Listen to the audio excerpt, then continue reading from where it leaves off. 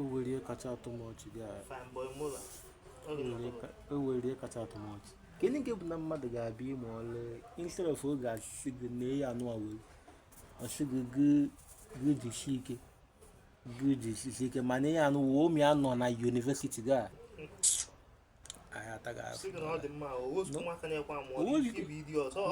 ọ dị mere ụmụ nke gị ịma mkpọtị akọba mụọ ọrụ ụmụ nke ga-ama mmụọ ọlụ poverty although it's not poverty shabet all for the meantime mana a ga-asị gị ọga mụọ ọlụ na ọlụ bụ nke a na ya ata taịm nke m na akara m ịbịa mụọ ọlụ Sị gị na aka m ịbịa mụọ ọlụ aka m ịbịa mụọ ọlụ agakwa na ha ga aka m ịbịa mụọ ọlụ ụmụ nke gị kịta nọkwa na yunivesiti second year ka first year ka eme na ha ma mbịa mụọ ọlụ ha ma mmụọ ọlụ